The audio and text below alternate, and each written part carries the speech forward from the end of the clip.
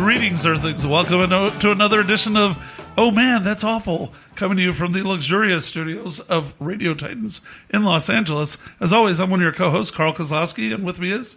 Kevin Corcoran. And today, and also on sound, because he's always going to be heard, Dr. David Robinson. All right, so today I'm delighted to be having a guest that I've been hoping to have for ages, and she's a terrific comic and writer who works on the Conan show as well as hosts her own podcast with Jackie Cation called the... Oh, God. Jackie and Laurie. Should I start over? Let me start over. No. No, no start over. That's awful. That is not how we do Everyone things. Deserves to hear that. So the name of the show is Oh Man, That's Awful. How can we, in good conscience, edit that We out? stumbled off the blocks. Plus, less editing for me, so. Yeah. Nope. It's in. Okay. God damn it. So, and there I go. I usually don't swear. Okay, so the Jackie and Lauren show, and also... Laurie. Oh, my God. Have you met our guest? This is Laurie Kilmartin. My parking meter's almost up. Can I go, you guys? And what's the name of that show that Conan O'Brien has again? Say Conan! Connor. Connor O'Hurley. Tune I in. actually yesterday got a call from somebody going, yeah, so what's up with the story you were supposed to do on me? And it was a dude named Colton, and I go, oh, don't worry, Connor. And he's like, oh, really? I hope you get it right in the article. I'm like, yeah. Okay, Your well, Pulitzer's in the mail, Carl. So she's here to promote her new book, Dead People Suck, which she'll be appearing with all over the country probably, but definitely at Vroman's in Pasadena in the next week or two. February 20th. February 20th, there I go again. And so, ladies and gentlemen, you know you love her better than I do, Laurie Kilmartin. Yay. I really am more confident than this. She's usually. leaving. She's leaving. So, Laurie. Welcome to the big time, kid. I'm pretty excited. I've never been to this building in LA. It's pretty exciting. Nice, right? Oh, thank Yeah, you. I don't know if we're allowed to say where it is. Well, do I? Do you Should keep I? it quiet? You have before. I have It's a said, yeah, historic- it's the Gaylord. I just Yeah. don't want to be stalked by all my fans. I think if they are courageous enough to get up to the 12th floor, then There you go. let them Thank you. at you. Yes. Well, the name Gaylord, it used to be a slam, but I think it's so epic now. I would love to be called a Gaylord. Yeah. I know. Well, we actually have a gay landlord, and he's open about it in the building, and I host a big pool party every summer. So yeah, now come on out, people. But I host a big pool party with comedians and bands and stuff, and we put a flyer. The first 3 years, it was like just a hot woman in a bikini in the water with all the text around it, and then he finally goes, Carl, could you please put a hot guy in there from now on behalf of your Gaylord at the Gaylord? And I was like, yeah. And your female friends. Little bit of Los Angeles history here. The building was built and originally owned by Gaylord Wilshire. Yeah, that's why. Wow, that guy knows how to put his name on things. Boy, howdy. Well, Gaylord on originally Wilshire. that boulevard out there was supposed to be Gaylord Boulevard. Oh, my God, and I no guess way. even back then, the marketing... Yeah, I actually read all about this that on one of the things in the display cases in the lobby, Carl. I know, I've been here 9 years. I never memorized that one. I'm just saying. Interestingly enough, the building used to be named the Flaming Queen. And I think it's a good change. But then, they got sued by that ship in Long Beach. Yeah, but the thing I Queen love is Mary. that That's Oh the my one. God. what I love These is are the most local riffs ever. what I love is the giant green neon sign on the roof. Look it up on Google Images, people. I'm sure it's there. You can see it for miles, like a bat signal for lameness. It's like, oh, ladies, would you like to come over and live at the Gaylord? Yeah. I don't know. It I think it's shows pretty that you're cool. liberal. I always found it awkward because there's a well-known karaoke bar just up the street, the Brass Yeah. Monkey, Yeah, and it's actually- yeah. Now Well, that's it's, filthy, the Brass Monkey. It truly is, but it's a wonderful place. Yeah. But I always, when people were, well, you go down to Wilshire and I forget the cross street, but if you pass the Gaylord, you've gone too far. Like, I'm sorry, what? Yeah. Right. It's a Gaylord building. en route to I'm the not. Brass Yeah. Monkey. They are hyper-specific references, you're right. So What's the deal with Carl's bedspread? Am I right? So weird. all right. So we have a guest who has a book, and so tell us what inspired your new book, Dead People Suck. My dad dying and not coming back to tell me if there's an afterlife or not. That really pissed me off. And then I turned on all dead people who have kept this secret from us. You know, I love that. Like they know we want to know. And they won't come back and tell us. Even if you have an agreement with them, they refuse to come back. So either there's no afterlife or they just turn into dicks after they die. And you know what? Vampires used to be people and they turn into assholes. Zombies used to be people. They turn into assholes. So it's possible that all dead people just get really self-centered afterwards and they don't think about us down here.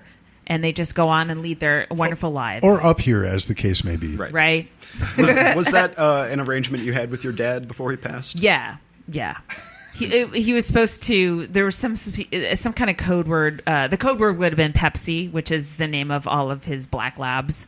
And so far, nothing's happened. The whole book's a bunch of essay. He died in hospice. He had cancer. So it's comedy about cancer and hospice and funerals and grief and all the stuff you have to do as a caregiver when you're going through that, and afterwards when you're mopping up and closing down this person's life and stuff like that. Gotcha. Wow. Did you read it? I sent it to you. Well, it started. I got it yesterday. So I got through I skimmed about 5 or 6 of the chapters I got through. Yeah. Sorry. He's sounding out some of the bigger words. I know. Yeah. They're only like 500 words each. It's real easy toilet seat reading. Yeah. No, anyway. No, well, one thing I wanted to ask. So you do the thing about I'm Catholic and do a lot of. I'm doing a show tonight at a event. So just was wondering. So you do the chapter about being a lapsed Catholic or 2 lapsed Catholics. Would you care to elaborate on that one? That you'll be dragged back into church after all. Oh yeah. It's weird. I wrote some of the stuff so long ago that I forgot it, and and it's also hard to read again because I'm like, oh yeah, that it feels like old material, but I have to refamiliarize myself with that. But yeah, I mean, I hadn't been to mass in 25 or 30 years, and I was forced to go back and kind of relive all the rituals and stuff like that. And I'm still not convinced, and I'm not going back again. Yeah, I gotcha. Our priest, I think, was drunk during when he was visiting my dad, and they in the program they spelled. I was reading a letter from I think Paul to the Philippians, right? It's one of my favorites. It's and a classic. It's so weird how the letters were all found. They wrote it Paul to the Philippines, and I'm like, you're a Catholic. I could see I could make that mistake, but this is actually your business, and this is the one book you people read, and you can't get that right. That's no one one. proofed that. No one checked it. It's pretty astonishing. Yeah, I never thought about that until just now. Is what is it with how bad was the postal service back then that everybody's letters not only got read but shared to the whole planet? No privacy. Oh Yeah. my God, No they were internet. constantly What is this, breaking a communist into your... society? Yeah, it inspired it. Yeah. So, so in general, where did you? Was there anything that you felt was too dark or too weird to deal with? It doesn't sound like it, but. No, my editor asked me to take out a couple Holocaust jokes, and that's about it. Really? And I was like, that's okay. That's fair. I guess that's why they're there. It might have been during the cremation section. Did your dad have a pretty dark sense of humor? What was his sense of humor like? It's not as dark as mine, but he enjoyed my sense of humor. I sort of brought him along down the road. Mm-hmm. But yeah, he would love that I'm making. If I make any money off of this, he would be thrilled that his cool. death turned into some sort of. At Cash least cow. 1 year of college for his grandson. Yeah, he would be like, go for it. Do whatever you have to do. I would like to go on record and, on behalf of all of us, offer our condolences before this goes too much further. Thank you. Very true. Thank you, guys. It's been almost 4 years, but thank you. I'm still you seem to be smarting handling every it once very in a well. while. Sure, I bet. Yeah. I bet. Yeah. It's I think not to do. Well, I'm in that club too, but I think losing a parent, It takes time, and it's not something that ever, the experience never leaves you. Right. But I think, it's something that it becomes more of a fuzzy memory, and you're able to focus more on, the good things from their life, rather than the misery of them dying. Yeah, for sure. Although it's weird because, here's my advice if you have a parent that's dying, do not post a picture of them dying on Facebook. What? Because Facebook owns everything you put up. So they start to sell it. And in my case, since I was tweeting about my dad's death, some news sites did a story on me, and they pulled that picture from Facebook. So now, in my case anyway, when I Google my dad's name, the first picture that comes up is him with 3 days left to live, and he looks bad. Like, I don't want to be remembered that way, and so I don't think any of us do. So don't let if you're dying, do not let anyone take your picture. So wait, give them a headshot, and that's what they can use. But I mean, you actually took and chose to tweet a picture of your dad at that point? Yeah. Wow. Okay. What inspired that? He was holding my mom was holding his hands, and so I just took a picture and wrote 55 years because they've been married 55 years. Okay, got it. Okay, so in context, it's very touching. Yeah, that's a shame that they did that to you. You would say that like your writing, your comedy helped you process that? Definitely, yeah. I mean, that's how I process all my emotions to the detriment of all my relationships. I take every emotion on stage and try to make some comedy out of it. It's cathartic, now, though. Men hate it, but but it does help with grief for sure. Yeah, right now I'm blessed, honey, blessed to have like the first really strong relationship I've had in a very long time, and I'm so tempted to like want to write jokes and to make talk about this on stage. Carl, you have my permission. No, you can't. You can't, man. No, I'm giving you the green light. No. Well, and I was going to say, if I, for what it's worth, if I can offer some advice, I have one horrible relationship from way back when. Yeah. That's still my inkwell of poison for writing relationship jokes. Yeah, you really just need one bad one to take you through the rest of your life. But the thing is, because they always say when you start dating someone, it's really poor form to talk about your evil ex and the horrible things. But I've always used comedy as the excuse to explain, look, I know this is supposed to be bad, but I want you to know that when I do girlfriend jokes or ex-girlfriend jokes on stage, this is the horror show I'm talking about. I'm not talking about you. But that's a lie. And partially.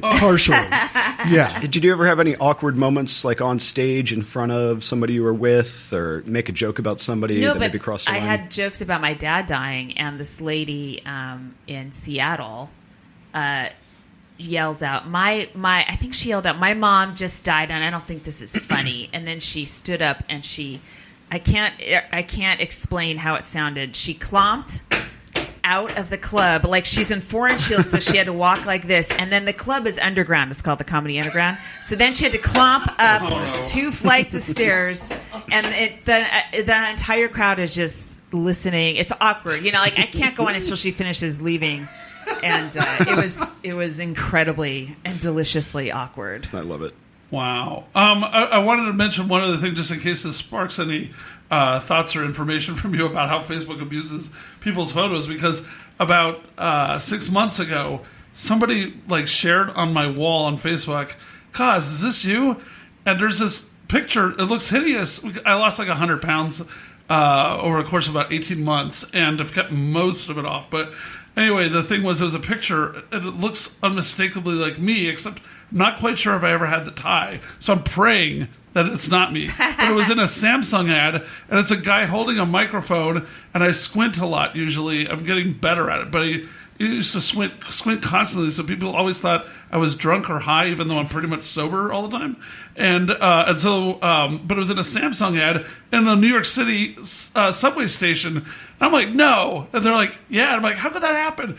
And they're like, well, if they took it off of Facebook, then somehow companies can actually steal your photo off of Facebook even? I don't know exactly. Or Facebook sells it without telling you? Yeah, I mean, they copyright everything you put up on Facebook. God, it's horrible. Yeah, it is horrible. We don't know. That's why I stopped putting up pictures of my kid a long time ago. Wow, that's creepy. Yeah. I mean, not although, but I got to say, it is somewhat refreshing in this day and age to hear that the reason someone is keeping photos of their kid off of social media is because of copyright laws and not because of all the creepy psycho people in the universe. Yeah. Good for you.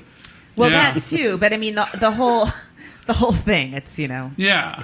I still don't know the world we're thrusting our children into, this digital where everything's being watched. And are you freaked out by your devices listening to you and tailoring advertisements? Oh yeah. Isn't that weird? As soon as I look something up for the rest of the day, the ads are that thing. Mm-hmm. Yeah. And it's weird too. My credit card. Someone used my credit card last night, which I didn't. Geez. But they did it at TJ